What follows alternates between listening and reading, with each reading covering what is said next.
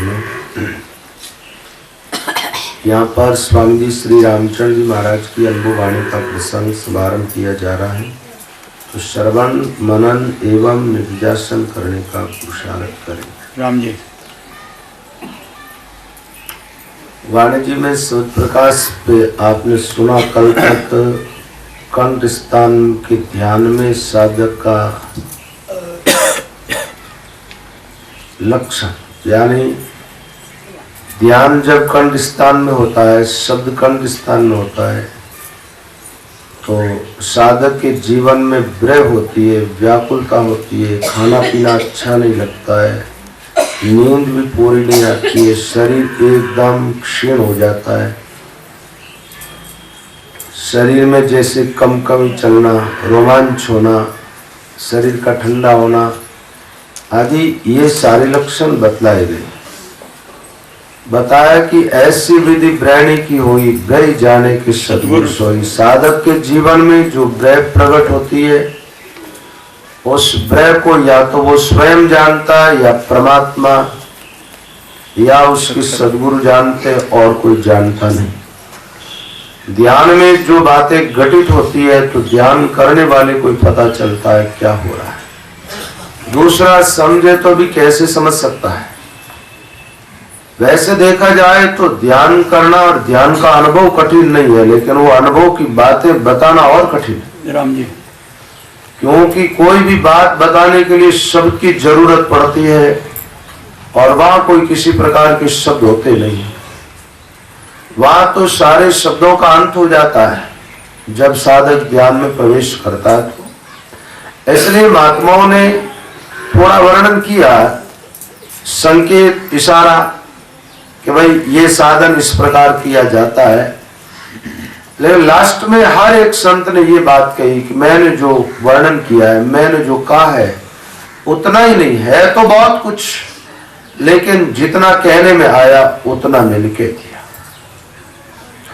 अनुभव में जो घटित होता है वो सारी बातें कही नहीं जा सकती, उन सारी बातों के लिए शब्द होता ही नहीं, तो आदमी कहे तो कैसे कहेगा।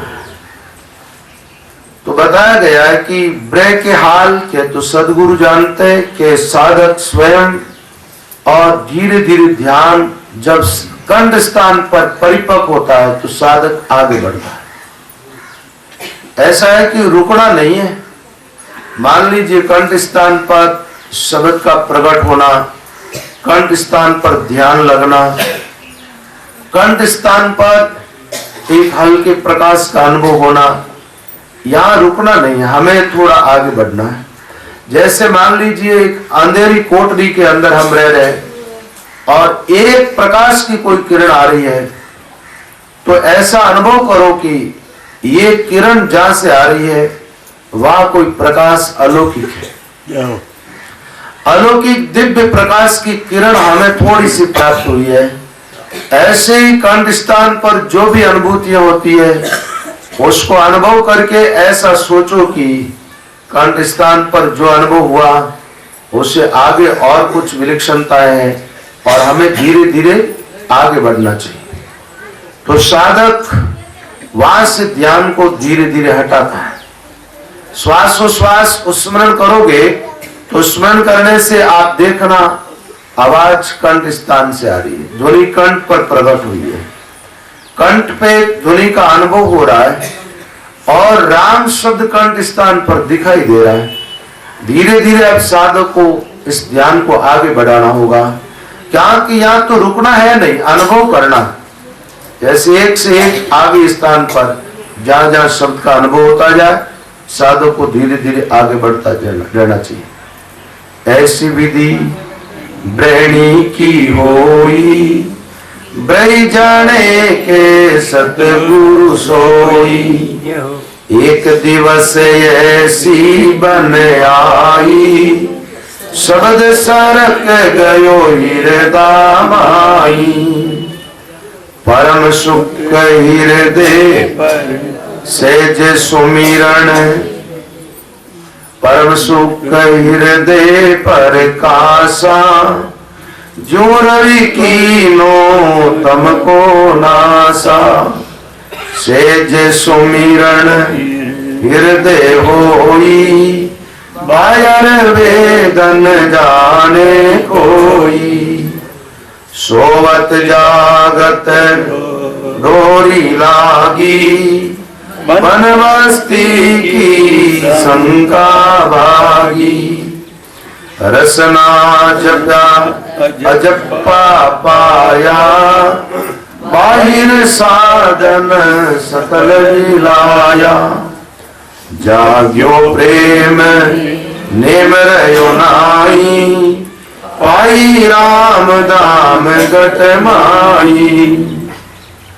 महापुरुष फरमाते एक दिवस ऐसी बनाए, श्वास श्वास निरंतर भजन कर रहे, और भजन करते करते ऐसा अनुभव होने लगा कि शब्द धीरे धीरे आगे बढ़ रहा है। शब्द ने मानो कंठ स्थान को छोड़ा, आगे का स्थान शब्द को खींच रहा है। जैसे एक स्थान से शब्द छोड़ा जाता तो दूसरा स्थान उसको कैच करता है। कंठ स्थान से अब साधक को अपना ध्यान हटाना चाहिए। जैसे मान लीजिए हम कंठ में ध्यान कर रहे हैं और शब्द की ध्वनि आगे बढ़ती जा रही है, शब्द श्वास के साथ भीतर उतर रहा है।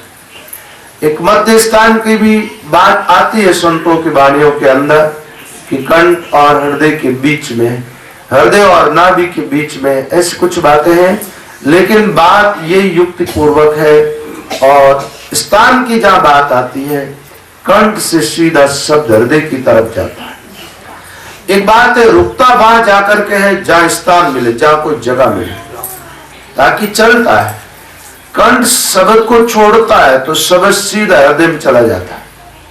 कंठ जैसे ही आगे छोड़ा शब्द को तो सीधा हृदय की तरफ जाता है।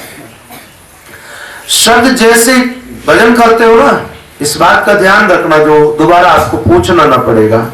जैसे मान लीजिए कंठ स्थान पर हम श्वास श्वास भजन कर रहे हैं, ध्यान कर रहे हैं, अब अपने को ऐसा लग रहा है कि ध्वनि श्वास के साथ अंदर जा रही है, नीचे कंठ स्थान से नीचे उतर रही है।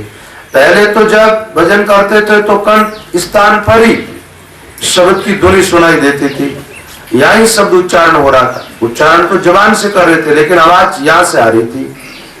अब धीरे धीरे देखो आप कि वो ध्यान के साथ ध्वनि अंदर जा रही है। तो अब क्या करना चाहिए, उस ध्वनि के साथ साथ अपने को आगे बढ़ना। तो अपने ध्यान को आगे बढ़ाना है, आगे बढ़ाना है तो कंठ स्थान के ध्यान को छोड़ना पड़ेगा। जैसे शब्द आगे किसका, और आप अपने ध्यान को कंठ से छोड़ करके हृदय में लगा लें।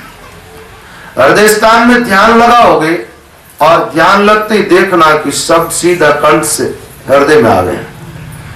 हृदय स्थान शब्द को कैच करता है, कंठ ने छोड़ा और हृदय ने पकड़ा शब्द।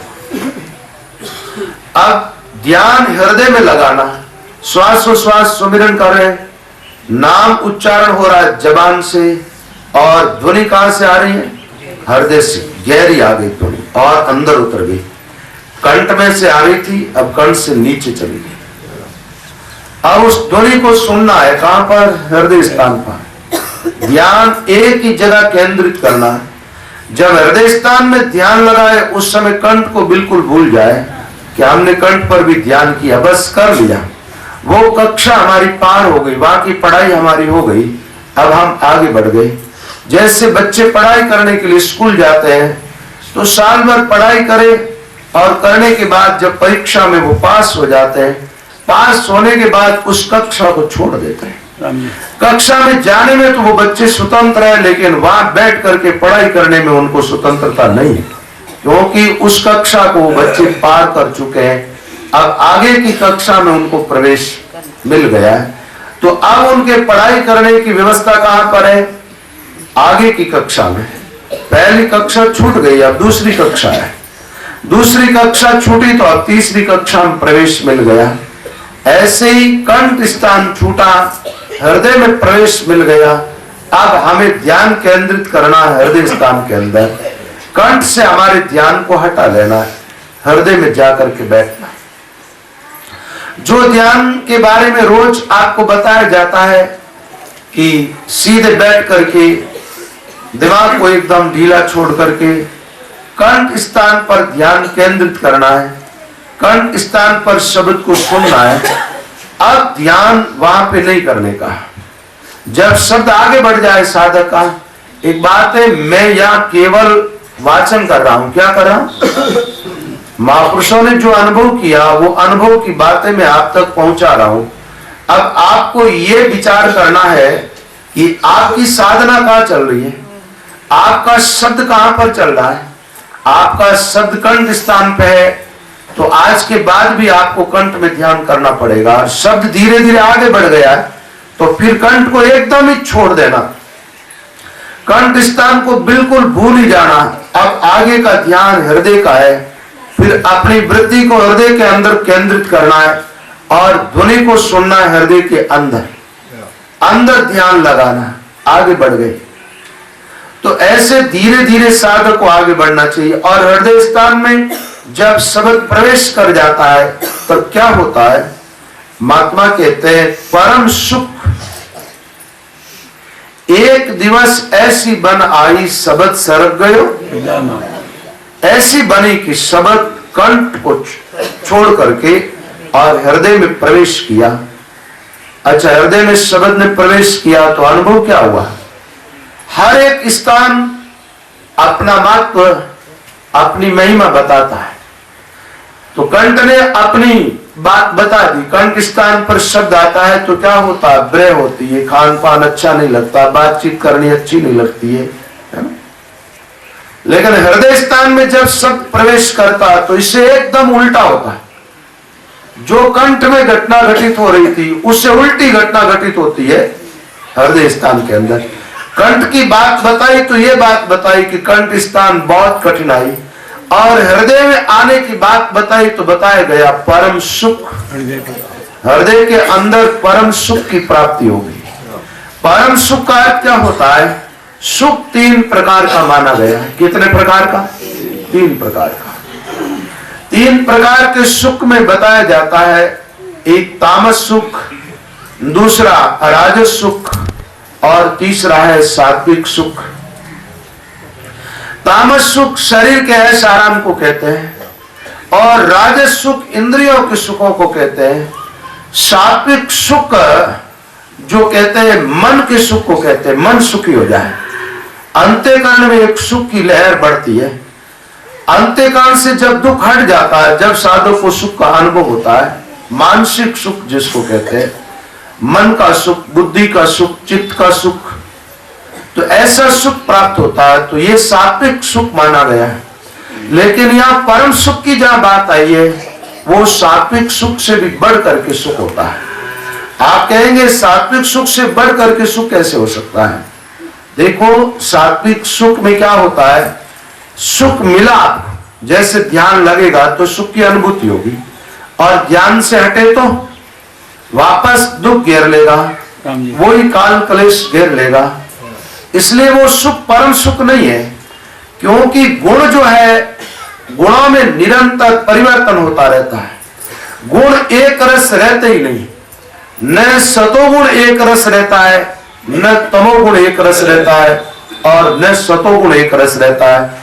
गुणों में परिवर्तन होता रहता है, गुण बदलते रहते हैं। जैसे आपके हाथ पर बंधी हुई घड़ी का कांटा निरंतर चलता है, ऐसे गुणों की गति निरंतर चलती रहती है। गुण क्या करते हैं? दो को दबा करके एक गुण अपना काम करता है और फिर उस गुण को दबा करके दूसरा गुण, ऐसे दो गुण दबे रहते, तीसरा गुण अपना काम करता है। तो सात्विक सुख जो है वो भी परम सुख नहीं है।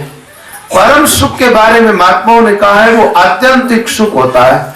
आत्यंतिक सुख का अर्थ होता है जिस सुख का अंत नहीं होता। ऐसे सुख की प्राप्ति होती है, हृदय में ध्यान लगता है जब, जिस सुख का कभी अंत नहीं होता।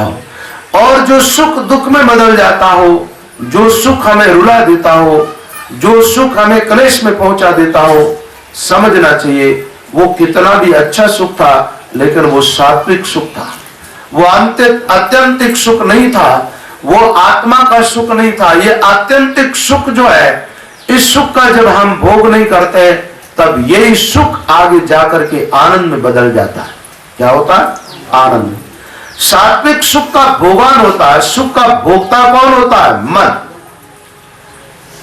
तामस सुख का भोक्ता भी मन है, राजस सुख का भोक्ता भी मन है, और सात्विक सुख का भोक्ता भी मन है। लेकिन परम सुख है उसका कोई भोक्ता नहीं होता है, उसका केवल अनुभव होता है, और वो अनुभव आत्म अनुभव जैसा होता है। उसका भोक्ता हमारा मन नहीं होता है। 3 प्रकार के सुखों का भोक्ता होता है मन, और 3 प्रकार के सुख है वो शरीर के अंदर घटित होने वाले सुख है, और ये चौथा एक अलग सुख है, जो सुख शरीर में नहीं, जो ध्यान के अंदर राम शब्द से प्रकट होने वाला सुख है। इसलिए महात्माओं ने सुख के साथ परम शब्द का प्रयोग किया। परम का अर्थ होता है श्रेष्ठ।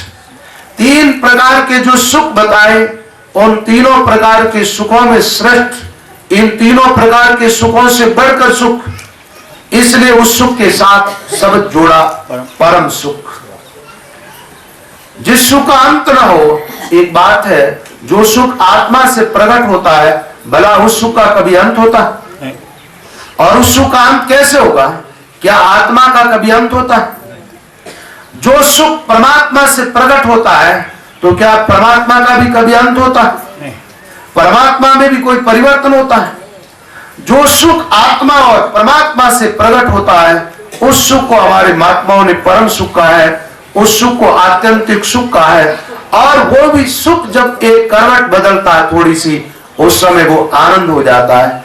आनंद का विरोधी कोई शब्द नहीं है शब्दकोश के अंदर। आनंद आनंद है अपने आप में। आगे किस जवान फैल की जगह तो खूब है, लेकिन पीछे बिछा हुआ नहीं। आगे शब्द को भी आगे से रखने की बात कर रहा हूं, तो आप भी थोड़ी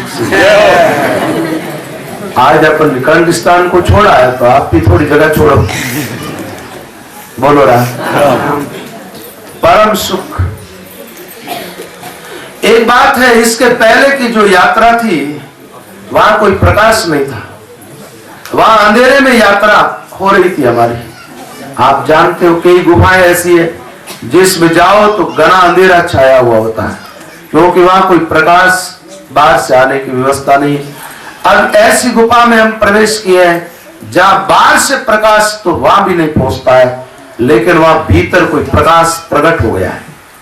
ये बात है, बाहर के प्रकाश को लेकर के कैसे जाओगे? ये बात मैंने पहले बताई थी कि बाहर का कोई दीपक लेकर के और साधक अपने आप में प्रवेश नहीं कर सकता, और बाहर के दीपक लेके आप चलते हो तो दीपक अपने से दूर प्रकाश करता, दीपक के नीचे अंधेरा रहता है, क्योंकि वो जलने वाली लौ और होती है, प्रकाश फैलाने वाली लौ कोई और होती है, और दीपक कोई और होता है। दीपक में प्रकाश नाम की कोई चीज नहीं होती है। जो लौ प्रज्वलित है वो प्रकाश उसका गुण है, तो उस लौ के प्रकाश को कौन रोक रहा? नीचे बना हुआ दीपक। उस दीपक को हटा दिया जाए तो दीपक के नीचे अंधेरा नहीं रहेगा, प्रकाश रह जाएगा। तो ऐसा ध्यान हमें नहीं करना है कि हमारे भीतर अंधेरा रह जाए और हम ध्यान भी करते रहे। यहां तो भीतर एक ज्योति प्रज्वलित होती है, जिसके लिए कहा गया ज्योतिषामपि तत् ज्योतिष तमस परमुच्यते। समस्त ज्योतियों का ज्योति और अंधकार को मिटाने वाला दिव्य अलौकिक प्रकाश हमारे भीतर प्रकट होता है। कहां? ये प्रकाश हम बाहर से लेके नहीं गए। ये ऐसा प्रकाश नहीं है कि अंधे आदमी के हाथ में कोई लालटेन पकड़ा दी जाए। ये प्रकाश भी हमारा है, और यह देखने वाली आंख भी हमारी है, शरीर की आंख नहीं। शरीर की आंख से भीतर कुछ भी नहीं देखा जा सकता, क्योंकि शरीर की आंखें बाहर खुलती है। शरीर की आंखें जो कुछ भी देखेगी वो बाहर देखेगी। शरीर की आंख भीतर कुछ नहीं देख सकती। इसलिए लोगों को जब भीतर देखना था तो वो आंख लेकर के भीतर नहीं गए, फिर उन्होंने क्या किया?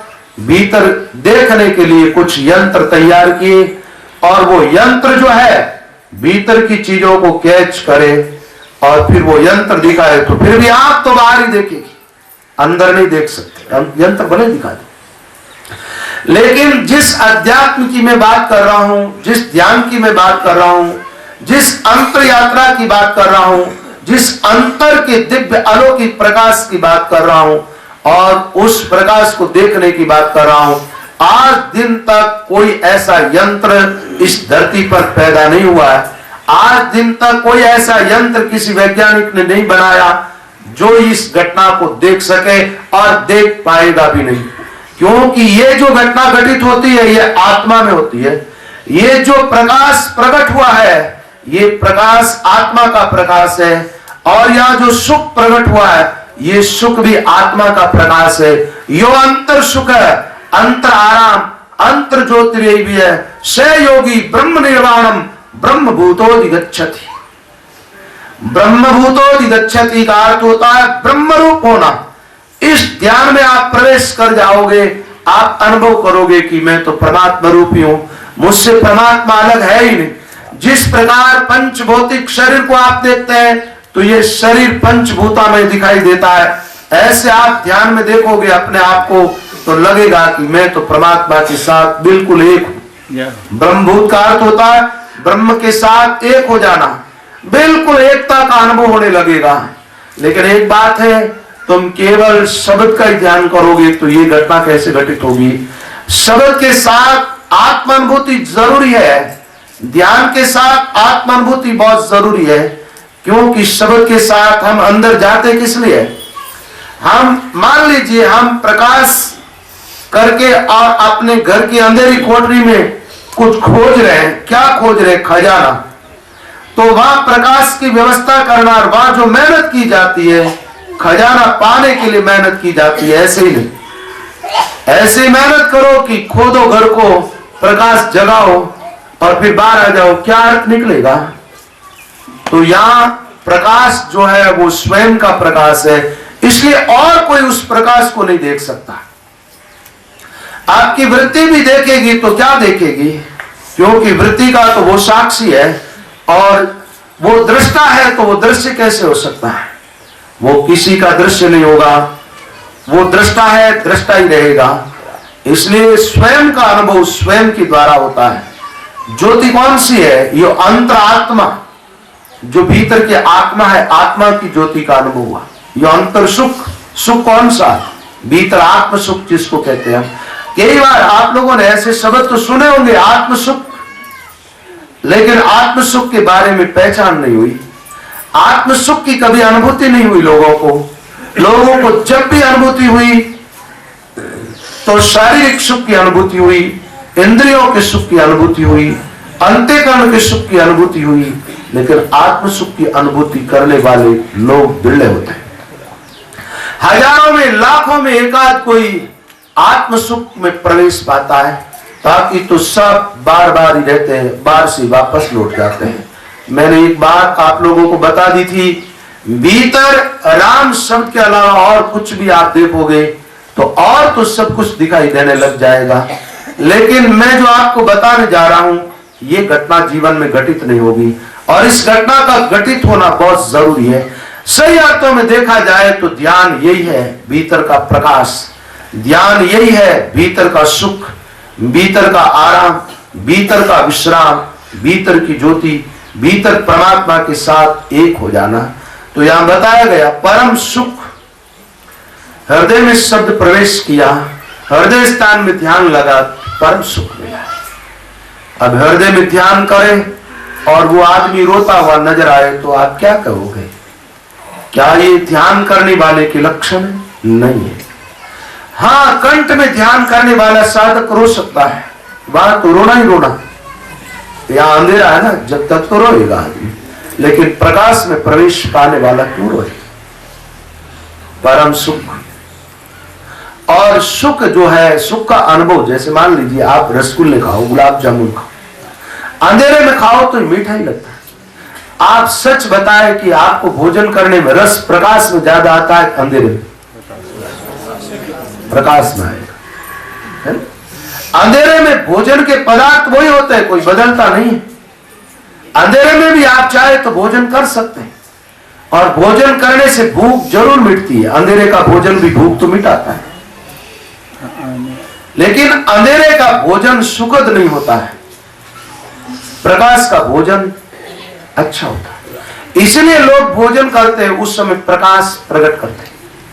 और वैसे तो बताया गया है अंधेरे में कभी भोजन करना नहीं चाहिए, अंधेरे में भोजन करना निषेध बताया शास्त्रों में।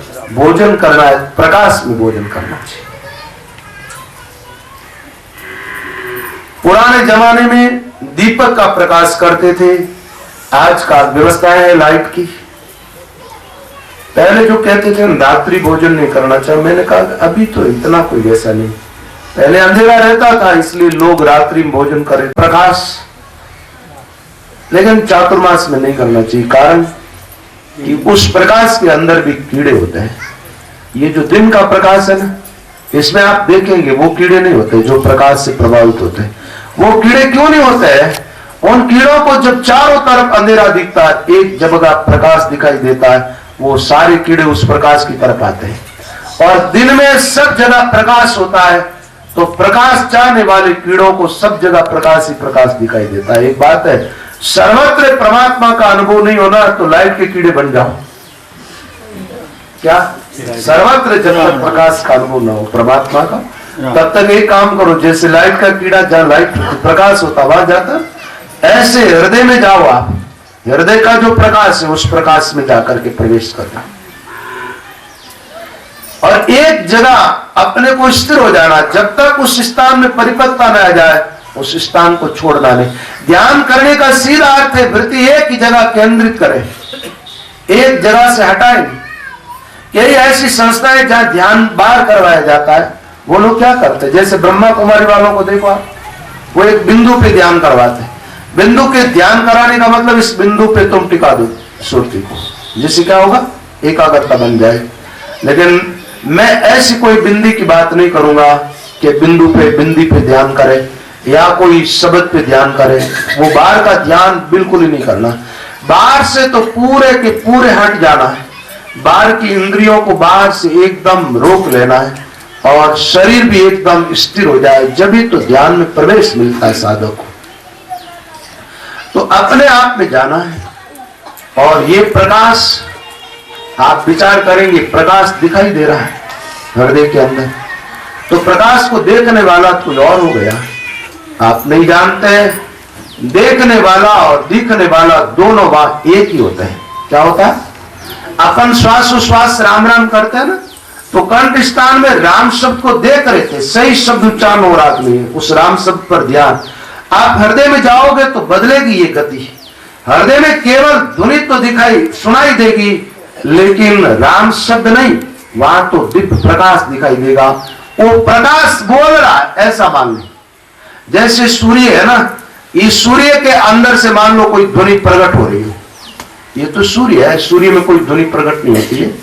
लेकिन एक मान लीजिए दीपक की लो है और उस लो के भीतर कुछ भी दिखाई नहीं देता है और आकार की बात यहां बिल्कुल है ही नहीं, क्योंकि वहां प्रकाश ही प्रकाश है। प्रकाश के पुंज में वो ध्वनि सुनाई दे रही है। एक बात बताऊं, प्रकाश के अंदर और कुछ खड़ा करेंगे और कुछ भी खड़ा हो जाएगा, उतनी जगह से वो प्रकाश हटेगा जब कोई और चीज खड़ी होगी। मान लीजिए एक प्रकाश का पुंज है और उसके अंदर आपने एक पत्ती डाल दी, क्या डाला, जैसे दीपक की लो चल रही है और उस लो के अंदर आपने एक पत्ती डाली, वो पत्ती लाल तो हो जाएगी पत्ती, लेकिन पत्ती का अस्तित्व अलग रहेगा, वो अपना अस्तित्व अलग दिखाएगी। तो जितनी मात्रा में वो पत्ती जो है लोहे की उसमें कठोरपना है, उतनी मात्रा में वो प्रकाश को अवरुद्ध करेगी। तो प्रकाश एकदम बिना अवरुद्ध का हो तो उस प्रकाश के अंदर और आपको कुछ नहीं देखना, न कोई कमल देखना है न कोई रंग देखना है। रंग और कमल उस प्रकाश में देखने वाली बात थोड़ी बेतुकी सी हो जाती है। एक काम करें, देखे तो आप देखें, कोई बात नहीं, आपत्ति जैसी बात नहीं है, आप देखनी चाहे तो देख सकते हैं। मैं आपको दिखाता हूं, वैसे देखना जो आपको अभी दिखेगा। एक बात है, मैं कहता हूं ये जो हरा कलर है इसकी खुशबू कैसी, मैंने एक प्रश्न किया आप लोगों से और ये प्रश्न है क्या, मैंने पूछा आप लोगों से हरे कलर की खुशबू कहेगा कि ये कोई प्रश्न है, लेकिन ये प्रश्न नहीं है क्योंकि इसका कोई उत्तर ही नहीं है। क्योंकि हर एक कलर में दोनों बात तो बेतुकी बात है एकदम। मैं कहूं कि हरे फूल का कलर कैसा है तो आप कोई हरा फूल ढूंढेंगे और उसकी खुशबू भी पता करेंगे, लेकिन मैंने कहा हरे कलर की खुशबू कैसी है। तो अब हरा पीला लाल जो भी कलर है, कलर की कोई खुशबू होती नहीं होती। तो जो एकदम दिव्य प्रकाश का एक पुंज है उसमें कोई आकार बनेगा? एक बात बताओ, एक जैसे अग्नि का पुंज, ये मैं उदाहरण दे रहा हूं सिर्फ समझाने के लिए, और मैंने ये बात पहले ही कह दी कि भीतर ध्यान में जो घटित होता है उसको बताना थोड़ा मुश्किल होता है। उसका अनुभव करना तो बहुत सरल है, लेकिन उसको शब्दों में बांध करके बताने के लिए शब्द चाहिए। जैसे मान लीजिए एक आग का पुंज है जिसमें लकड़ी भी नहीं, बिना लकड़ी की आग जल रही है। अब उस आग में आप आकार बनाओ तो कैसे बनाओगे? और बना सकते हो तो बना के दिखाओ। ज्यादा प्रकाश के पुंज में न बने कोई बात नहीं, दीपक की लो में छोटा आकार बना पाओ, और बना पा सकते हो तो बनाओ। लेकिन आप क्या करते हो, प्रकाश का अनुभव नहीं होता है तो आप लोग कोई न कोई आकार भीतर खड़ा कर देते हो। एक आदत ही बन गई आदमी की कि वो बिना आकार जीना नहीं चाहता। बाहर भी आकार में जीता है और भीतर भी ले जाकर के आकार खड़ा कर देता है। आकार है, चाहे वो कोई चित्र का आकार हो, चाहे कोई मूर्ति का आकार हो, चाहे कोई कमल विशेष का, चाहे कोई नाड़ी विशेष का आकार क्यों न हो। मैं कहता हूं सारे आकार छोड़ दो। आप ध्यान में प्रवेश पाना है, दिव्य प्रकाश और उसके अंदर जो ध्वनि प्रकट हो रही है, बस उस ध्वनि को सुनो। मात्र उस ध्वनि का है, किसका है? क्योंकि आकार बनाओगे तो बना हुआ आकार बिखर जाएगा। आकार को पकड़ोगे तो छोड़ने में थोड़ी कठिनाई आएगी। निराकार को छोड़ने में कोई कठिनाई नहीं होती। ध्वनि का कोई आकार नहीं होता। आप जानते हैं आग की लपटें जो चलती है ना, उनके भीतर एक ध्वनि प्रकट होती है, लेकिन उन ध्वनि का कोई आकार नहीं होता। ध्वनि प्रकट होती है। हवा तेज चले तो वहां एक ध्वनि प्रकट होती है, लेकिन वहां कोई आकार नहीं होता है। आकार को खड़ा मत करना। आप यदि निराकार के उपासक हो तो आप निराकार की उपासना करते हो या आकार की, ये तो मुझे क्या मालूम। आप में से बहुत सारे लोग आकार के उपासक, बहुत सारे निराकार के। तो निराकार के उपासकों के लिए ये बात बहुत उपयुक्त है। ये बात बहुत उपयुक्त है। एक बात बताऊं, अनुभव सबका एक जैसा होता है। अनुभव की बातें झूठी नहीं होती। सुनी सुनाई बातें कई बार झूठी हो जाती। एक काम करते, जैसे मान लो आपकी जबान है, मेरे पास भी जबान है ना। मैंने एक मिश्री, दो मेरे पास मिश्री की डली है, दो। एक को मैंने अपनी जबान पे रखी, एक को आपकी जबान पे। आपकी जबान मिश्री का स्वाद कैसा बताएगी और मेरी जबान खारा बताएगी, आपकी मीठा बताएगी। और मान लो मेरी जबान पर कोई रोग है, कोई व्याधि है तो मीठा नहीं बताएगी, तो स्वाद बदलेगा।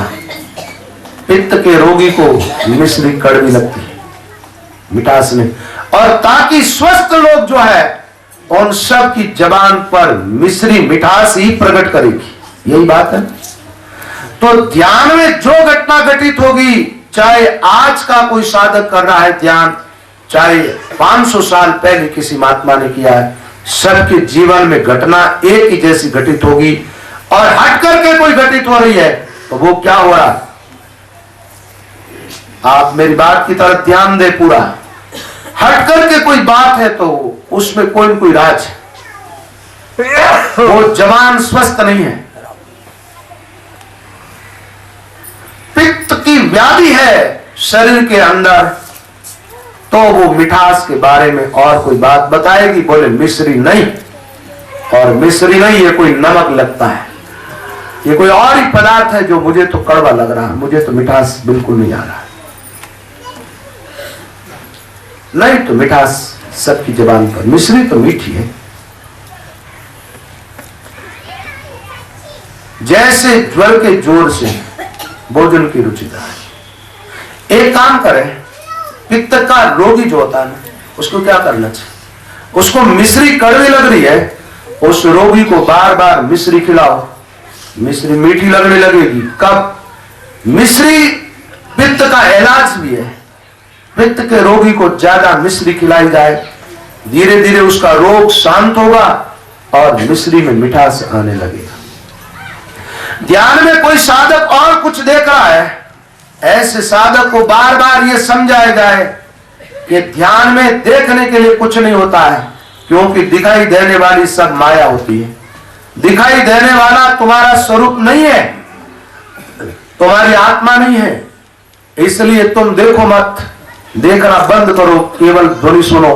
बार बार ये बात बताई जाए तो वो साधक समझ जाएगा और धीरे धीरे वो निराकार के ध्यान पर आ जाएगा, आकार के ध्यान को छोड़ देगा। तो हृदय के अंदर दिव्य प्रकाश प्रकट हुआ।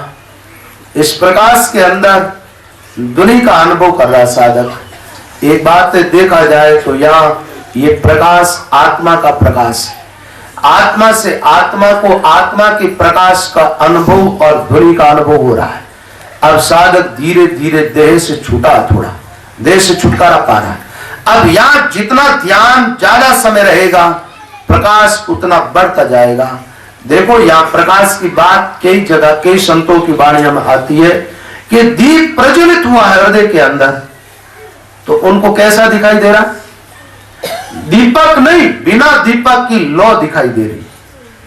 कई महात्माओं ने कहा, महाराज ने, रामचंद्र जी महाराज ने दोनों बात लिखी। जो रैन अंधेरी चंद्र प्रकाश, अंधेरी रात के अंदर चंद्रमा प्रकट हुआ, चंद्रमा का उदय होना, चंद्रमा जैसा प्रकाश। फिर एक जगह ये बात बता दी, जो रवि कीनो, या शब्द प्रकाश में क्या आ गई? जो रवि कीनो तम को नासा। अब सूर्य ने अंधकार को मिटाया तो सूर्य का प्रकाश सर्वत्र फैल गया। तो अंधकार मिटाने वाला केवल सूर्य बचा है, अब यहां और कुछ बचा नहीं। ऐसे आप ध्यान में बैठोगे ना, श्वास उश्वास भजन करने के लिए, तो आपको ऐसा लगेगा दिव्य प्रकाश उसके अंदर शब्द प्रवेश कर गया है और आपकी सुरता उस प्रकाश की तरफ केंद्रित है। प्रकाश आत्मा, सुरता इसका अर्थ यह नहीं है कि सुरता साक्षी बन गई। आप नहीं जानते उसी प्रकाश की शक्ति है सुरता। क्या है? उसी प्रकाश। जैसे मान लीजिए कोई यंत्र है जिसके अंदर लाइट प्रकट हो रही है और प्रकाश फैला रही है ना? और प्रकाश फैलाई तो हमने आंख पर चश्मा लगा करके उस प्रकाश में कुछ देखा, तो इसका अर्थ यह नहीं है कि ये चश्मे देख रहे हैं। प्रकाश के अंदर कोई अक्षर हम देखते हैं तो ये चश्मा नहीं देख रहा। चश्मा तो एक उपकरण है, इसके द्वारा अक्षर प्रकाश में देखे जा रहे हैं।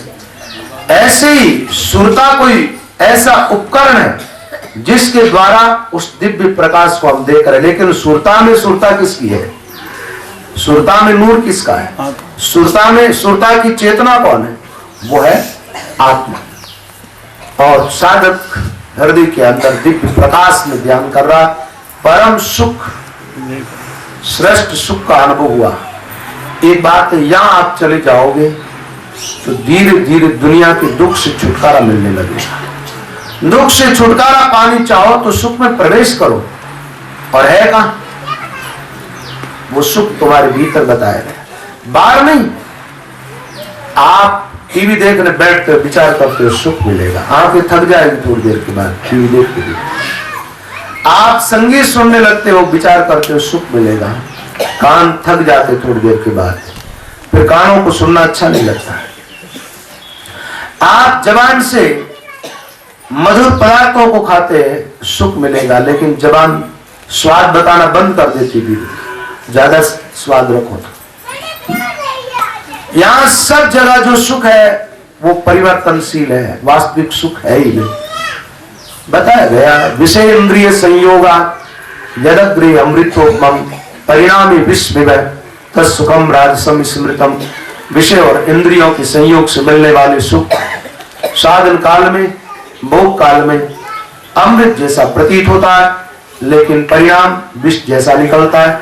क्योंकि आदमी के सामने प्रकाश प्रकट हुआ, प्रकाश अच्छा लगा और वो प्रकाश उसके आगे से गायब हो गया, तो आदमी दुखी हो जाएगा। पत्नी से सुख मिला, पत्नी मर गई तो आदमी दुखी हो जाएगा। संसार दुखों का दरिया है, इसमें दुख से ज्यादा कुछ भी नहीं है। इसलिए संसार से थोड़े हटो और अपने आप में जाने का प्रयास करो। और रास्ता तो आपको बताया जा रहा है, अब चलने के लिए तैयार हो जाओ, हिम्मत जुटाओ, अब चलो इस मार्ग पर। आदमी सोचता है इस मार्ग पर चलूंगा तो दुनिया में जो है मुझे मिला वो सब छूट जाएगा। सब छोड़ देना ठीक है, हल्के हो जाना ठीक। महात्माओं ने कहा भार लिया ते बूढ़िया भवसागर की, और राम सुमिर हल्का भया। श्वास सुमिरन करके अंतर्मुख हो जाओगे, हृदय में प्रवेश कर जाओगे, हृदय के ध्यान में, तो आप हल्के हो जाओगे। बाहर से जितना छुटकारा मिलेगा आदमी उतना हल्का होता जाएगा। बाहर से जितना आदमी हटेगा उतना दुख से छुटकारा मिलता जाएगा और वो सुख में प्रवेश करता जाएगा। जितना बाहर जिएगा आदमी उतना ही दुखी होगा, उतना उनका जीवन आसान और तनावमय होगा, परेशानीमय होगा। बाहर सुख का वहम होता है, कहां सुख? सुख का खजाना तो हमारे भीतर है, सुख का सागर तो हमारे अंदर है। सुख का सागर कौन? सुख का सागर राम है, दुख का बंधनहार, राम चरण बजिए नहीं, बजिए बारंबार। सुख का सागर राम है, ये बात पक्की हो गई आज। और दुखों को मिटाने वाला राम है। अब वो राम रहता कहाँ है? उसके पास चले तो कहाँ रहता है तो सर्वत्र, लेकिन उससे मिलने का जगह होनी चाहिए। कहाँ मिलेगा? बड़ा आदमी होता वो अपना परिचय दे देता, अमुक जगह आ जाना, मैं तुम्हें मिल जाऊंगा, तो अपने को वहां पहुंच जाना चाहिए। अब आप राम जी से मिलनी चाहते हो तो कहाँ मिलेंगे? वो जिन पाया जिन गटई में पाया, बायर फिरे फिरे जन्म में गमाया। जिन पाया जिन गटई में पाया, बायर फिरे फिरे जन्म में गमाया। गट गट रमता रामन सूझे, सतगुरु बिना बायर फिरे पूजे। गट गट रमता रामन सूझे, सतगुरु बिना बायर फिरे पूजे। सदगुरु नहीं मिलेंगे तो कहां जाओगे? बाहर भटकोगे। और सदगुरु मिलेगा किधर नहीं जाएगा? अपने आप में प्रवेश पा जाओ। परम सुख, हृदय प्रकाश, परम सुख, परम प्रकाश। और यहां रात्रि का अंत हुआ है, अंधेरी रात मिटी है। इसके विषय में कल चर्चा करूंगा। रात कैसे मिटी है, अंधेरा कैसे मिटा, और ये सूर्य क्या है, कैसा सूर्य प्रकट हुआ, ये जो भी चर्चा होगी कल की सत्संग में करेंगे। अभी टाइम हो गया और तो सब भाई बहन ध्यान में बैठे। सबसे पहले सीधे बैठ जाओ, एकदम सीधे बैठो। गर्दन लटका के बैठना निषेध है ध्यान में, गर्दन एकदम सीधी होनी चाहिए। देखिए शरीर को 3 हिस्सों में बांटा हमारे महात्माओं ने, पिंड, खंड और ब्रह्मांड। पिंड यानी शरीर एकदम सीधा रहे, खंड यानी ग्रीवा गर्दन भी एकदम सीधी, मस्तिष्क एकदम हमारा सीधा रहना चाहिए। अब आपको आज के ध्यान में क्या करना है? आपको रोज जो ध्यान करते हो उसी तरीके से सिर को तो एकदम ढीला छोड़ देना है। क्या करना? सिर एकदम ढीला। रोज ध्यान करते थे कंठ स्थान पर और शब्द का अनुभव होता था कंठ में। आज आपको क्या करना है? बैठने की युक्ति वही है और शब्द उच्चारण करने का तरीका भी वही है, श्वास और उश्वास की गति बराबर रखना ये भी तरीका वही है। सिर्फ आपको अपनी वृत्ति, अपने ध्यान को कंठ से हटा देना। आज आप लोगों को हृदय के अंदर ध्यान लगाना है, तो हृदय में ध्यान लगाओ। उस समय ऐसा विचार करो कि सारे शरीर की चेतना सिमट करके और हृदय के अंदर आ गई है। कंठ और मस्तिष्क पूरा छूट गया। मान लो सिर तो शरीर पर है ही नहीं, कंठ स्थान गला हमारा है ही नहीं, बच गया केवल एक हृदय। बस एक ही जगह अपने ध्यान को केंद्रित करने का अर्थ ही ध्यान है। तो आप हृदय के अंदर ध्यान करें और शब्द की ध्वनि श्वासोश्वास भजन करते हो तो गहरी जा रही है। अब इसको कहां सुनेंगे अपन? हृदय के अंदर। एकाएक आज ही प्रकाश प्रकट ना हो तो कोई बात नहीं, पहले आपको केवल शब्द की ध्वनि सुननी है, फिर प्रकाश का अनुभव की बातें कल बताऊंगा मैं। बैठ जाओ, आंखें धीरे से बंद कर।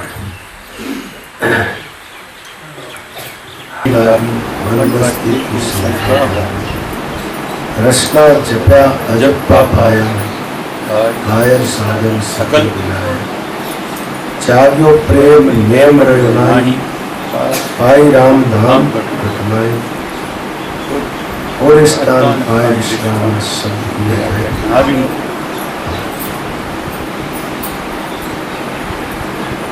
परम सुख और परम प्रकाश की बात है। परम सुख का दूसरा नाम है आत्म सुख। आत्म सुख में जब हम प्रवेश कर जाते हैं तो आत्मा तो आनंद का दरिया है, सहज सुख रस। एक तो सुख वो होता है जो साधन करके प्राप्त किया जाता है, और एक सहज सुख। एक तो जैसे मान लीजिए रसगुल्ले खाने हैं तो पहले बनाओ या खरीद के लाओ, मेहनत करके। सहज संसार में जो भी हमें सुख मिला है ना, वो सहज सुख नहीं है, वो कष्ट साध्य सुख है। और संसार का कोई भी सुख हर समय रहता नहीं। रहता है क्या? नहीं। कोई भी सुख कायम नहीं। तो संसार का सुख एक तो कष्ट साध्य है और दूसरा शाश्वत नहीं है। इसलिए महात्माओं ने कहा कि वो तुच्छ सुख है, उसका परित्याग कर देना चाहिए। परम सुख जो है उसके लिए महात्मा कहते हैं ये सहज सुख। सहज यानी आत्मा अपने आप में सुख स्वरूप आनंद स्वरूप, और उस आत्मा के निकट पहुंचना, इस सुख का अनुभव प्राप्त करना। क्या? आत्म सुख का अनुभव प्राप्त करना। अब प्रकाश की बात आई तो वाणी जी में एक दिन मैंने आपको बताया था, सहज सूर शशि के उदय हियन हो उजास। इस ब्रह्मांड में एक सूर्य नहीं, 1000 सूर्य एक साथ उदय हो जाए, हजारों चंद्रमा एक साथ उदय हो जाए, उसके बावजूद भी हमारे जीवन में काली अंधेरी रात छाई रहेगी। लेकिन ध्यान करते हुए जब आप अपने आप में प्रवेश पाओगे, जब अंतर की यात्रा करोगे और अपने आप में चले जाओगे, तो वहां एक सूर्य है। वैसे वहां प्रकाश है अपने आप में। यहाँ सूर्य की उपमा नहीं दी। एक बात है, रामचंद्र जी महाराज की वाणी क्या है, वो बोलते हैं तो इस ढंग से बोलते हैं कि कहीं साधक के जीवन में संशय पैदा न हो जाए। वो ऐसा भी कह सकते थे कि सूर्य उदय हुआ, लेकिन ऐसा नहीं कहा। उन्होंने ये कहा कि जो रवि कीनो तम को नाश। जैसे सूर्य अंधकार का नाश करता है, ऐसा नहीं कहा सूर्य उदय हुआ। वो कहते हैं वो सूर्य पहले से है, वो प्रकाश का पुंज पहले से है, वो दिव्य अलौकिक प्रकाश पहले से हमारे जीवन में है, लेकिन हमें आज उस प्रकाश की अनुभूति हुई। क्या हुआ? आज उस प्रकाश का अनुभव हुआ। आज पहले हम उस प्रकाश से अपरिचित थे और अंधकार में जीवन जी रहे थे। आज जीवन के प्रकाश में हमने प्रवेश पाया। तो परम प्रकाश, परम सुख जिसका साधक को अनुभव हुआ। एक बात है, ये प्रकाश अब ऐसा नहीं है कि जैसा सूर्य उदय हो प्रकाश फैल जाए, सूर्यास्त हुआ फिर अंधेरा आ जाए। इस प्रकाश में जो जीव एक बार प्रवेश पा लेता है, जीवन में फिर कभी अंधेरी रात आती नहीं। जीवन हमेशा प्रकाशमय हो जाता है, हमेशा अलौकिकतामय हो जाता है। अंधकार समाप्त हुआ, मिटी काली रात का अंत हुआ। आज से हम जीवन प्रकाश में जिए। तो हृदय में प्रवेश जो साधक पा जाता है, उसको आत्मानुभूति हो जाती। और आत्मानुभूति प्राप्त करने के लिए हम हृदय की यात्रा करते हैं। अंतर्मुख किस लिए होते हैं? अपने आत्म तत्व का अनुभव प्राप्त करने के लिए। और जब प्रकाश ही फैल गया और आंखें खुल गई तो अब भ्रम कैसे होगा? एक बात है, अंधेरे में चलता हुआ आदमी किसी आधे कटे हुए पेड़ को देख ले तो वो भयभीत हो जाएगा, वो सोचेगा कि ये कोई भूत खड़ा है। अंधेरे के अंदर आदमी कोई रस्सी को देखता है तो उसको एक भ्रम हो जाता है कि ये कहीं सांप न है और सर्प मुझे काट न ले। अज्ञान में, अंधकार में जीने वाले लोग सीपी को चांदी समझ लेते हैं और पीतल को सोना समझ लेते हैं। तो अज्ञान जब मिटता है तब भ्रांतियों का निवारण हो जाता है और वस्तु जैसी होती है वैसी हमें दिखाई देने लगती है। अविद्या की निवृत्ति हो जाती है जब साधक आत्मनिष्ठ होता है। और देखिए, आप हृदय स्थान की बात जो महाराज ने कही है, उन कुछ पंक्तियों पर आप अपना विचार करें, यानी आप अपनी बुद्धि को जोड़े और फिर देखें उन पंक्तियों को, उनमें क्या लिखा उन्होंने। वाणी में साधना की बात जहाँ चलती है वहां कहा गया है, प्रथम लय रसना लगे रामचरण विश्वास, रसना सु हृदय गई बाज नहीं प्रकाश, हृदय ले लागी रे सोई अजब का जा, रामचरण तब नारे पुण्य पाप की ता। हृदय में ले लगी तो पाप और पुण्य दोनों समाप्त हो गए, क्योंकि पाप और पुण्य दोनों को भोगने वाला मन है, आत्मा नहीं। और हमारी गति आत्मा की तरफ हो गई। हमने मन से भी अपना संबंध तोड़ा है, देह से संबंध तोड़ा। एक बात है, पाप का फल जीव भोगता है तो शरीर धारण करके भोगता है, पुण्य का फल भी भोगता है तो शरीर धारण करके भोगता है। आत्मा न तो पुण्य का फल भोगती है न पाप का फल। देखा जाए तो फल भोगने वाला मन होता है और उससे थोड़े हटे ध्यान में गए तो हम कहाँ प्रवेश कर गए? आत्मा के अंदर। आत्मा का जो दिव्य प्रकाश है, अलौकिक जो प्रकाश है, उस प्रकाश में हमने प्रवेश पाया तो पाप और पुण्य के द्वारा जो संताप मिलने वाला था वो छूट गया। रामचरण तब नारे पुण्य पाप की काम।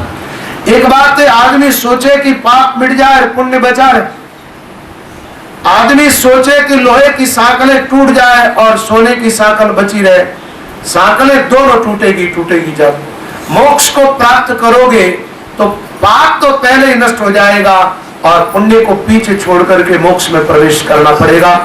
पुण्य का फल भोगने की चाह रखोगे तो मोक्ष में प्रवेश नहीं कर पाओगे, तो आत्मा में प्रवेश नहीं कर पाओगे, क्योंकि पुण्य का फल भोगने के लिए भी जन्म लेना पड़ेगा। बिना जन्म लिए पुण्य का फल कैसे भोगोगे? नरकों में जो शरीर मिलता है वो यातना भोगने के लिए मिलता है, और स्वर्ग में जो शरीर मिलता है वो शरीर पुण्य का फल भोगने के लिए मिलता है। और न स्वर्ग जाए न नरक जाए और न मृत्यु लोक में जन्म ले, वो आत्माएं परमात्मा में प्रवेश कर पाती है। तब नारे पुण्य पाप की ताप, हृदय ले लागे नहीं जब लग भरमन जाए, रामचरण लेके लग्या आनंद प्रगट आए। महाराज फरमाते हृदय में लय नहीं लगेगी, लयबंद भजन करते हुए हृदय स्थान तक प्रवेश नहीं कर पाओगे, तब तक भ्रांतियां पूरी दूर नहीं होगी, अज्ञान पूरा मिटेगा नहीं, अंधकार से छुटकारा नहीं मिलेगा। हृदय ले लागे नहीं तब लग भरमन जाए। बाहर साधन कर रहे हो, बाहर मुख भजन कर रहे हो, अंदर अपने आप में गए ही नहीं, भ्रांति दूर कैसे होगी? और फिर भ्रांत आदमी है वो तो कहीं न कहीं से भ्रम को पकड़ता रहेगा, वो कहीं से भी पकड़ सकता है। और भ्रांतियां जीवन में है तब तक आपका जीवन एक निष्ठ हो ही नहीं सकता। आप एक निष्ठा की बात कर सकते हैं, बात कर लेना अलग बात है, एक निष्ठ हो जाना अलग बात है। आत्मा में निष्ठा नहीं बनेगी, आत्मा के प्रकाश में प्रवेश नहीं कर पाओगे, शरीर में जियोगे, शरीर भटकाएगा, शरीर शरीर के सुखों की तरफ ले जाएगा, शरीर शरीर के संबंधियों की तरफ ले जाएगा, और शरीर जैसा है वैसा ही ये संसार चाहता है। तो शरीर का पीछा छोड़ करके आत्मा की तरफ चले। हृदय ले, पहली बात तो जो साधक लयबंद भजन नहीं करते श्वासोश्वास, वो हृदय में प्रवेश कर ही नहीं पाएंगे, क्योंकि हृदय के अंदर प्रवेश पाने का विधान वही है श्वास और उश्वास के साथ नाम का स्मरण करना और नाम स्मरण करते हुए अंतरात्मा में अंतर्मुख हो जाना। अंतर्मुख होने का अर्थ होता है अभी बाहरमुख है, बाहर देख रहे जब तक मुंह बाहर, और ये चेहरा हमारा उलट जाए। आदमी विचार करता है ऐसा तो होना संभव नहीं है, क्योंकि आदमी का चेहरा कैसे उलट जाए? चेहरा ज्यों का त्यों रहेगा, लेकिन आंख बंद हो जाएगी, कान बंद हो जाएंगे, जबान नासिका सब बंद हो जाएंगे और आप अपने आप में प्रवेश कर जाओगे, क्योंकि आपकी सत्ता के बिगर खुलेंगे कैसे?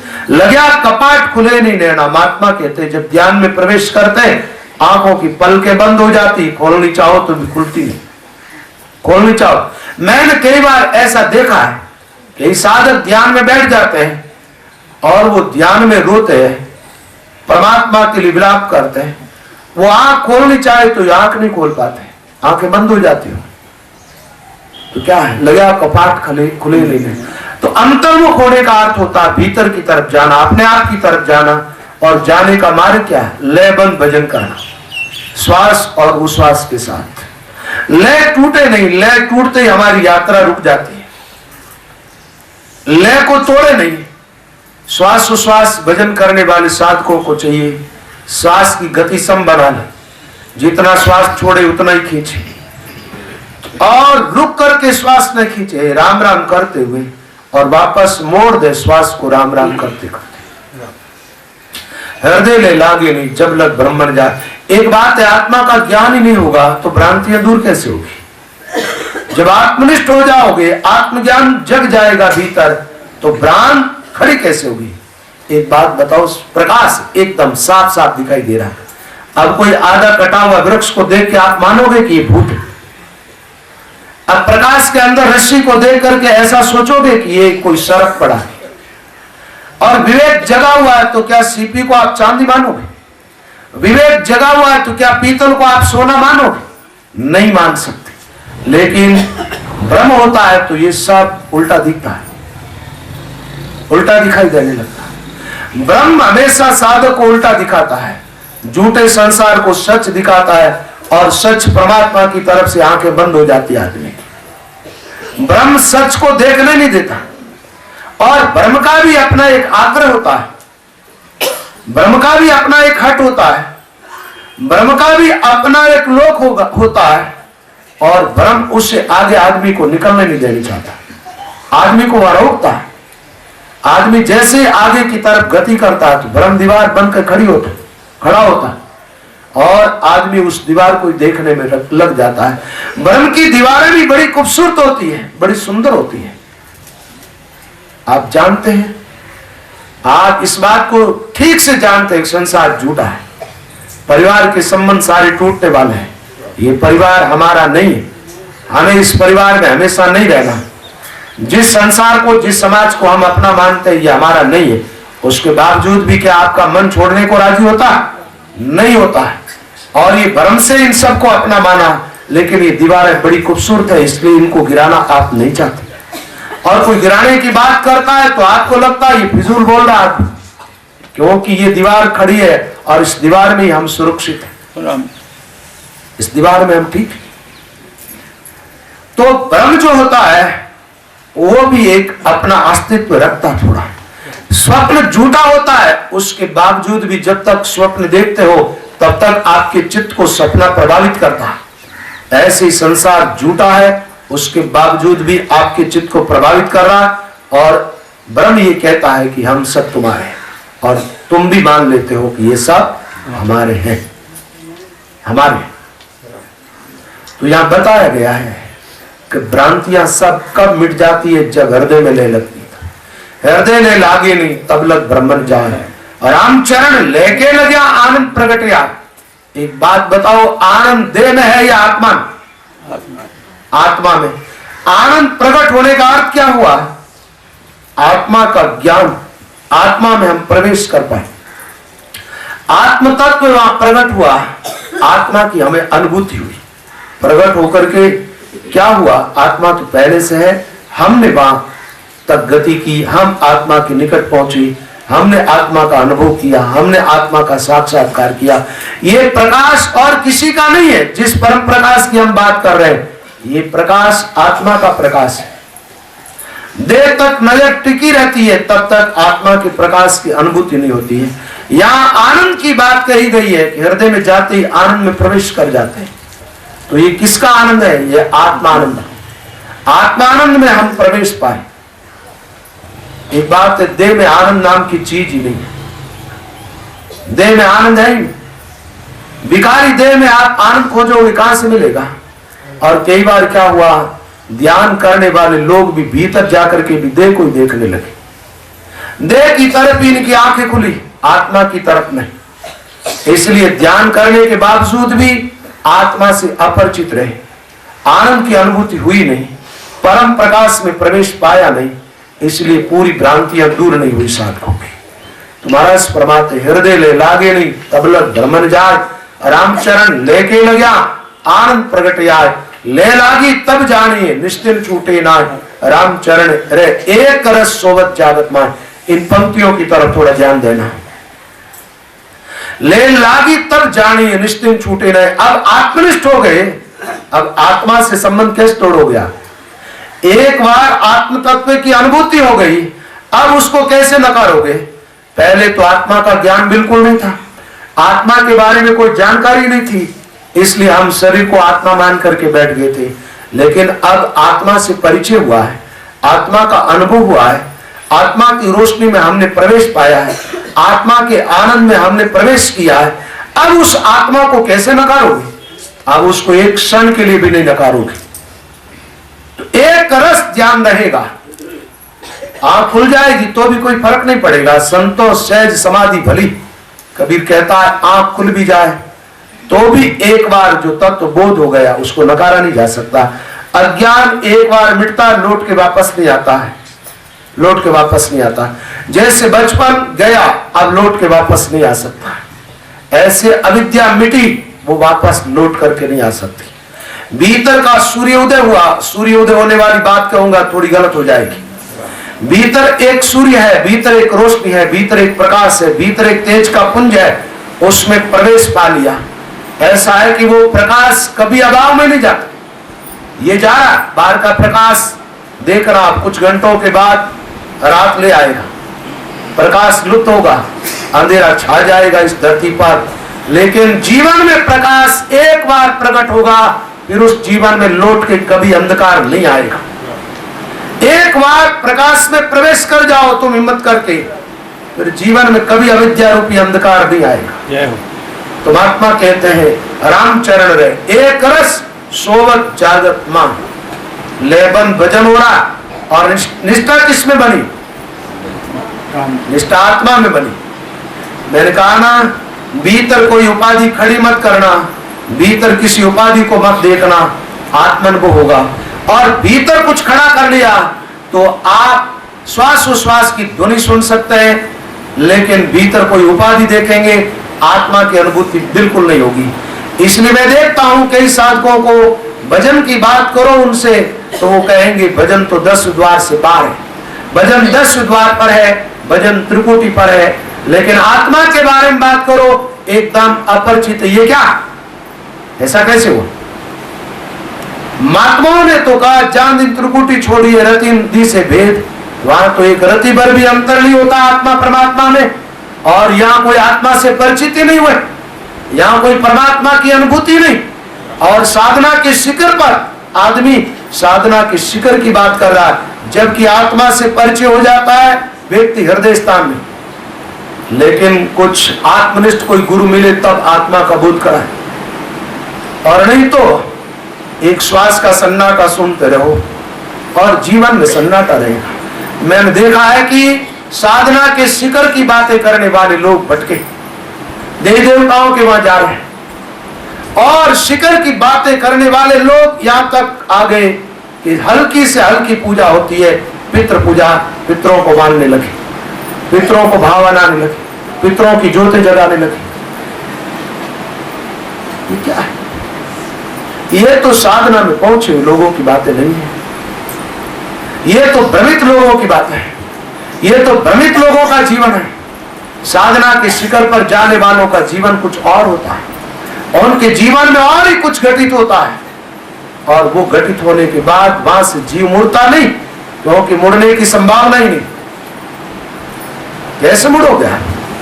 एक बात बताओ, तुम सुअर हो तब तक गंदी नाली का पानी पीने को राजी रहो, लेकिन तुम देव स्थान को प्राप्त कर गए तो फिर गंदी नाली का पानी पीना पसंद करोगे?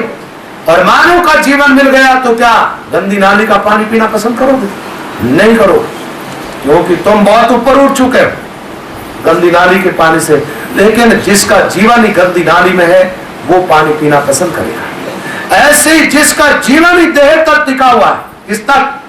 विकारी शरीर तक, वो आदमी शरीर से हट करके बात कैसे करेगा? और शरीर क्या है? शरीर में नालियां जो चलती है, टोटल गंदी नालियां। शरीर क्या है? एक गंदगी की ढेरी है और कुछ भी नहीं। तुम जिस शरीर को मैं और मेरा मानते हो, थोड़ी सी चमड़ी की झिल्ली हटा करके और इस शरीर को देखो, इसकी असलियत तुम्हारे सामने आ जाएगी। साधना में प्रवेश पाने वाले का तो देश ही कोई और होता है, उनका तो स्थान भी कोई और होता है, उनकी गति भी कुछ और होती है, उनकी मति भी कुछ और होती है।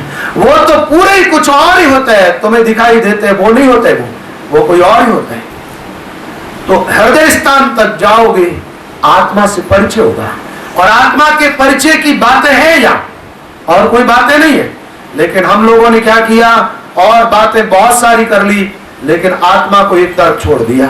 हमारे सामने कचरा भी था और हीरा भी था, हमारी दृष्टि पूरी कचरे पर रही, हमने बातें पूरी कचरे की, उस हीरे की बात नहीं की, क्योंकि हीरे पर हमारी नजर ही नहीं गई, हीरे की चमक को हमने पहचाना ही नहीं और हीरे की कीमत को नहीं जाना, तो टोटल बातें दूसरी हो गई।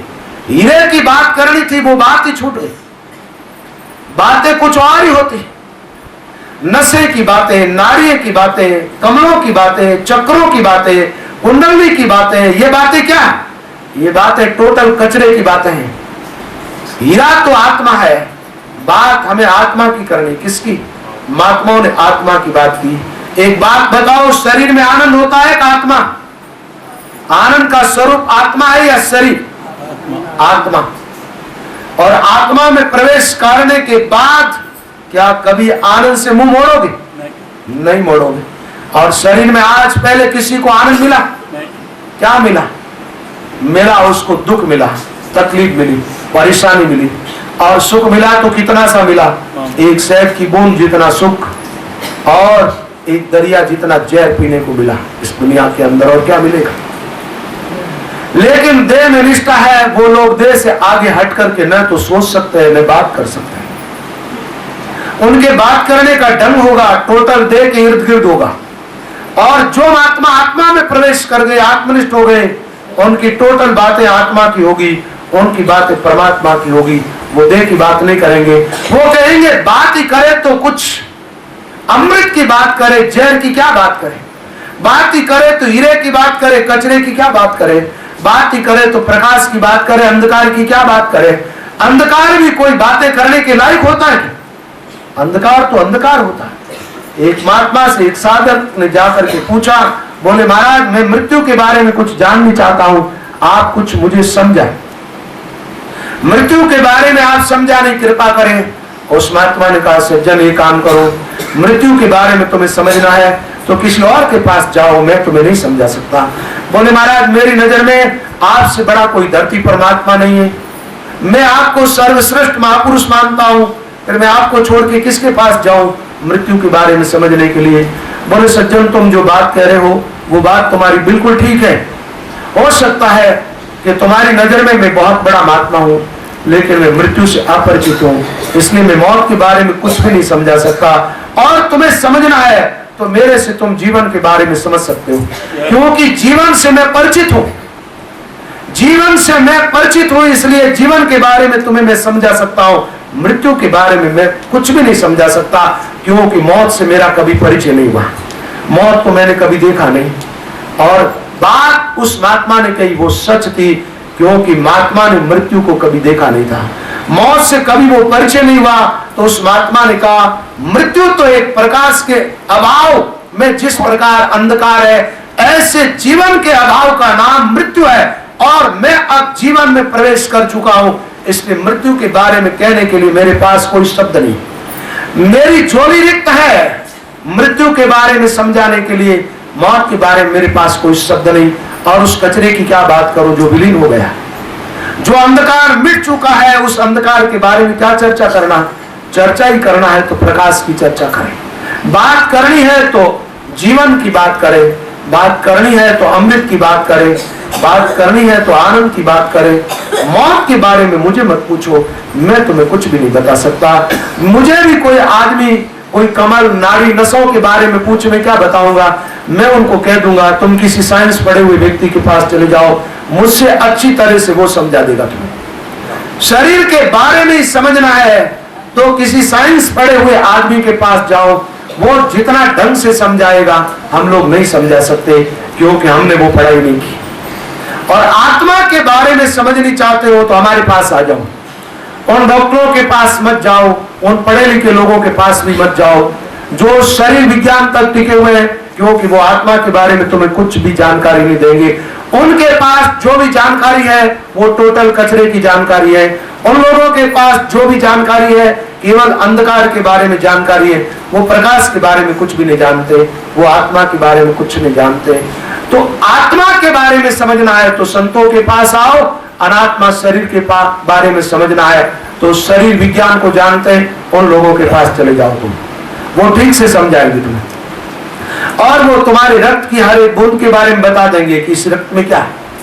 अपन क्या करते, अपना रक्त कई बार चेक करवाते, मैंने भी करवाया, कोलेस्ट्रॉल बढ़ा हुआ था तो एक रक्त लिया उन्होंने, खून लिया मेरा, और उस खून की उन्होंने जांच कर दी, इस खून में क्या चीज है। उस ब्लड के अंदर जो जो रोग था, रोग के कीटाणु थे, बता दिए गए ये समस्या है इसके अंदर। तो देखिए लाइब्रेरी के अंदर, उसको क्या बोलते हैं, लेबोरेटरी के अंदर सब कुछ समझा दिया जाता है रक्त के एक एक कण के बारे में।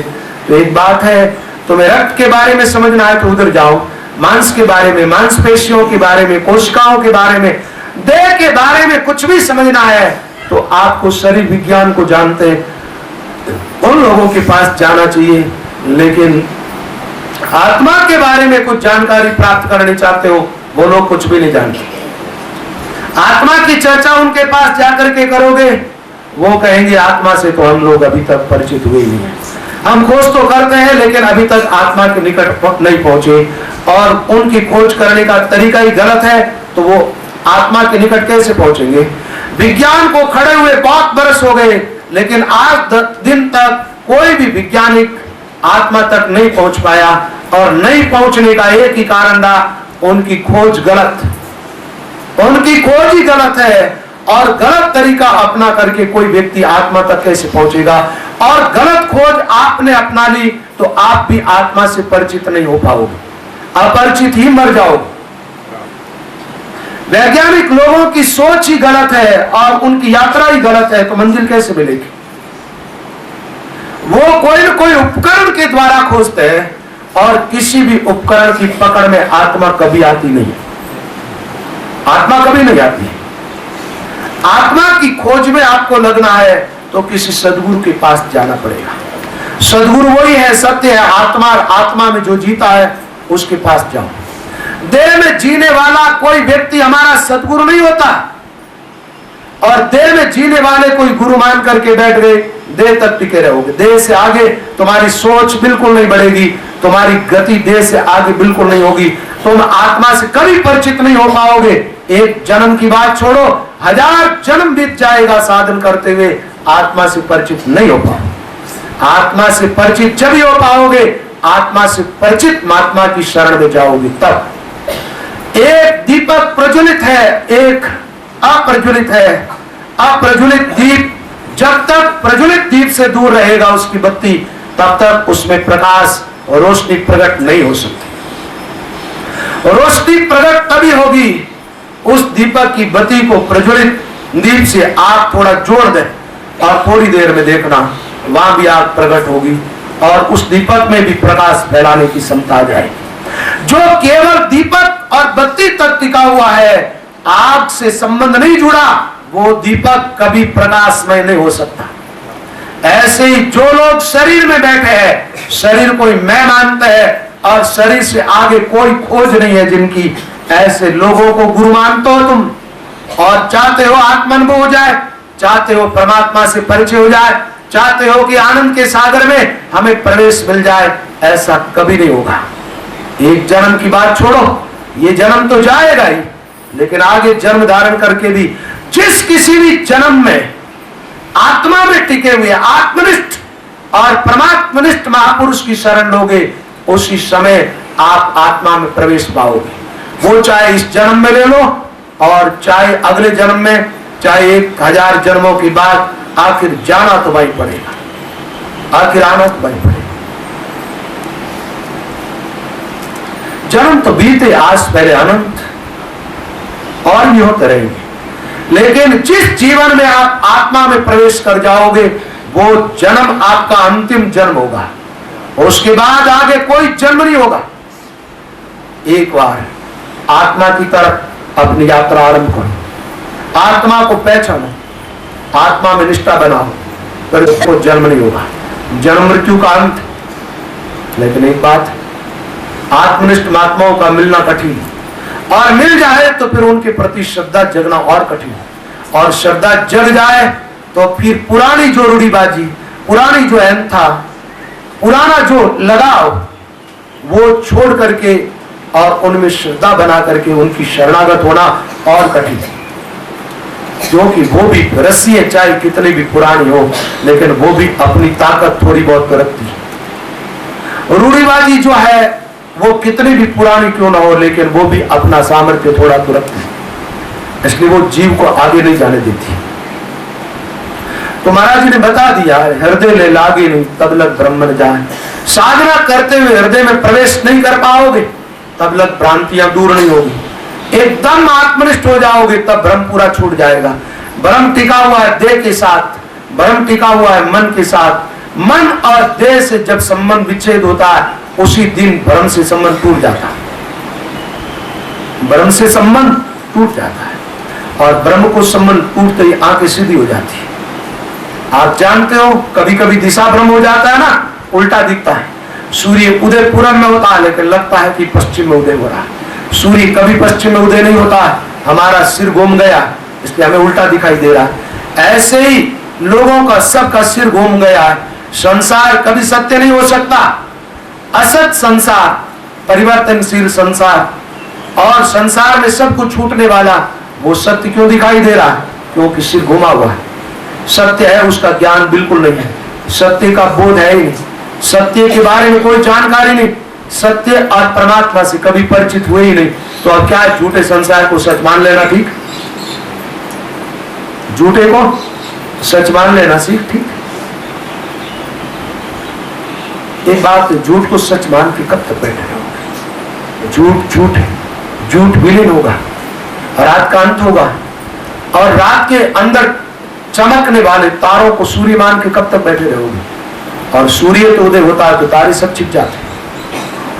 नवलख तारा छिप गया जब उदय होया है भान, एक सूर्य उदय होते ही सारे तारे छिप जाते हैं। जब आत्मा में प्रवेश कर जाओगे, सारी भ्रांतियां विलीन हो जाएगी, सारी भ्रांतियां। हृदय ले लागे नहीं जब लग भ्रमण जाए, राम चरण लेके लजा आनंद प्रकट हुआ, आनंद प्रकट हो जाए। आनंद प्रकट हुआ है या हम आनंद में प्रवेश कर गए? क्या हुआ? प्रकट होने का अर्थ तो यह हुआ कि आनंद पहले से था नहीं, अब प्रकट है। आनंद तो पहले से था, आनंद प्रकट ही था। आत्मा कभी कोई लुप्त नहीं हुई थी, आत्मा तो प्रकट ही थी। लेकिन हम आज आत्मा में प्रवेश कर पाए, हम आज आनंद के घर में प्रवेश कर पाए, आज हमें आनंद की अनुभूति हुई है। जब आनंद की अनुभूति होती है तो महात्मा भजन का एक पद है, आज कोई आनंद मेरे अंगहीन माये, उमंग उमंग मेरो, आज को आनंद मेरे अंगहीन माये, अंग में नहीं समा। एक बात है, जब आत्मानुभूति होगी तो आत्मा तुम्हारे शरीर तक सीमित कैसे रह जाएगी? शरीर को, देह को फाड़ करके आत्मा तो उस विराट के साथ एक होगी और उसका अनुभव होगा। तो क्या होगा? वो आनंद तुम्हारे अंग में समाएगा नहीं। उमंग उमंग मेरो हृदय सुना, हृदय भान छिल गया, छलकने लगा बाहर। ऐसे आनंद में प्रवेश करो। अवसर मिला है, खो मत देना। और ये अवसर चला गया तो आत्मा के आनंद में प्रवेश नहीं कर पाओगे। हृदय ले लागे नहीं जब लग भ्रमण जाए, राम चरण लेके लगा आनंद प्रगट। ले लागी तब जानिए निश्चिंत छूटे ना, राम चरण रे एक रस सोवत जागत मार। सोवत जागत एक रस तो मार सके नहीं काल, राम चरण लेके लग्या कटी काल की। आत्मा में ले लग गई, आत्मनिष्ठ हो गई, भजन लयबंद हो रहा है और निष्ठा किसमें है? आत्मा। अब काल की जाल कट गई, काल का फंद टूट गया, काल का जाल में आग लग गई, खत्म हो गया वो, और हम उस जाल से मुक्त हो गए। कटी काल की जाल। एक बात बताओ, देह में रहने वालों की काल की जाल मिट जाती? आप इन महात्माओं की बातों पर थोड़ा ध्यान दें। देह में रहने वाला तो कोई जीव काल से कभी मुक्त हुआ ही नहीं। हुआ क्या?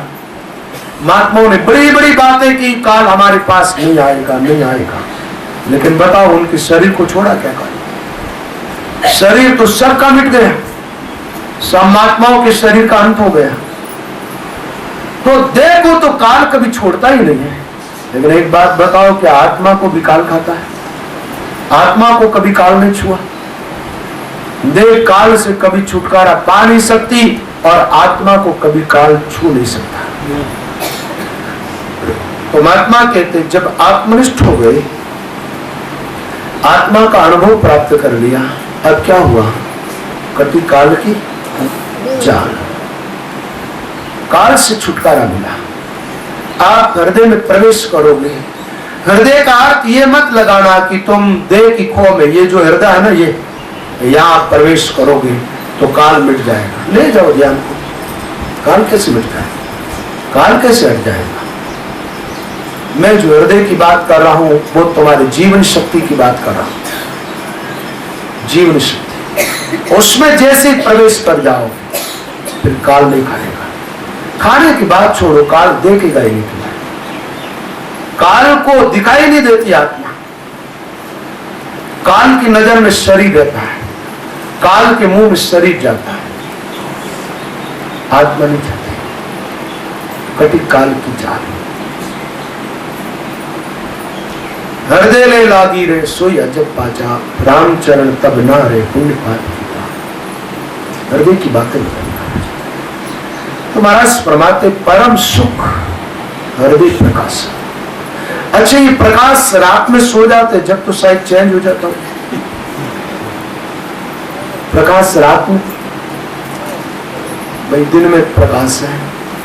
आप जैसे आंख बंद करके ध्यान कर रहे हैं, ये मैं जो अंतर्दृष्टि की बात करता हूं, आदमी सोचता कोई आंख खुलेगी शायद, जो उससे भीतर हम देखेंगे। ऐसी भ्रांति और मत पाल लेना। होता ही है कि साधुओं के शब्द लोग ठीक से पहचान नहीं पाते और उन शब्दों का अर्थ फिर वो अपने हिसाब से लगाने लगता। अपने हिसाब से जैसे आदमी अर्थ लगाने लगता, क्यों? आदमी के पास अटकल लगाने के लिए बुद्धि है। क्या? बुद्धि। और महात्मा जहां खड़े होकर के बोलते वहां बुद्धि की पहुंच ही नहीं, बुद्धि वहां जाती नहीं।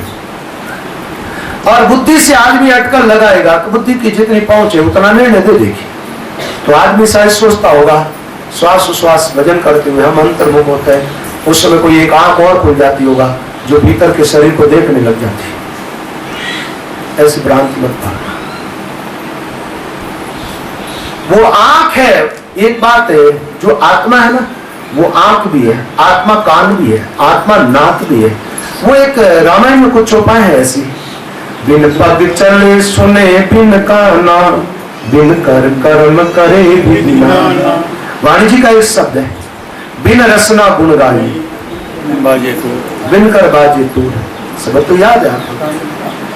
बिन रसना गुण गाइए, बिन कर बाजे तूर, बिन श्रवणा अनहद सुने, जा ब्रह्म सभा भरपूर, जा ब्रह्म सभा भरपूर।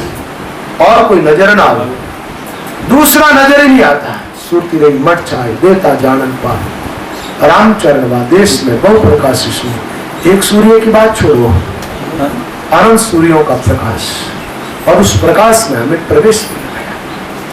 भजन करने से, ध्यान करने से उस प्रवेश उस प्रकाश की तरफ हम बढ़े। तो क्या बताया?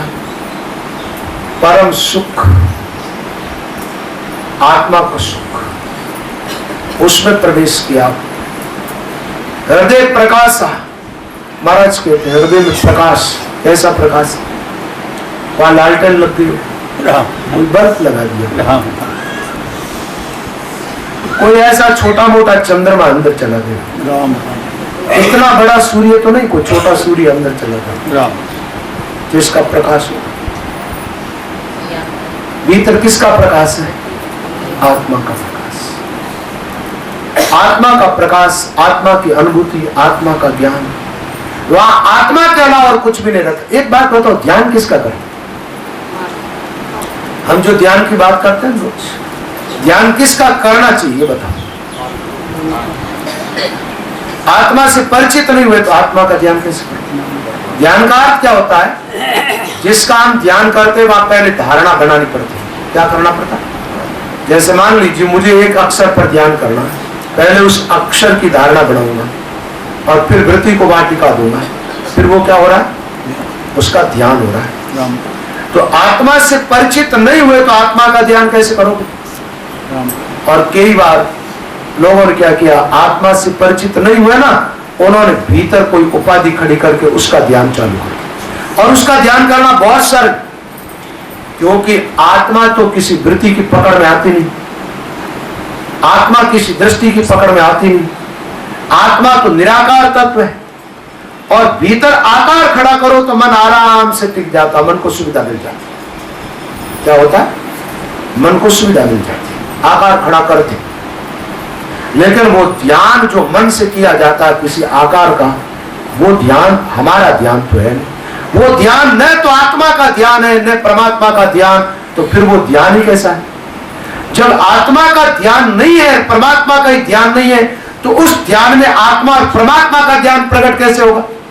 और आत्मा और परमात्मा का ज्ञान प्रकट नहीं हुआ तो फिर वो ज्ञान ही कैसा? वो तो विचार टोटल अज्ञान है। और यही भूल करीब करीब साधकों से होती है, वो आत्मा का ध्यान नहीं करते, इसलिए आत्मानुभूति होती नहीं। ये तो रास्ता पड़ा है यहां से उधर जाने का, तुम अपनी वृत्ति को ले जाओ इधर से उधर, क्या करो? वृत्ति को, अब वृत्ति को ले जाना कोई कठिन है ही नहीं। लेकिन ध्यान, आत्मा का ध्यान करते हुए आगे बढ़ोगे, आप देखना पहले आत्मानुभूति होगी और आत्मा के साथ ही आत्मा और परमात्मा की एकता का अनुभव होगा। उस एकता का अनुभव का नाम मोक्ष। क्या? मोक्ष।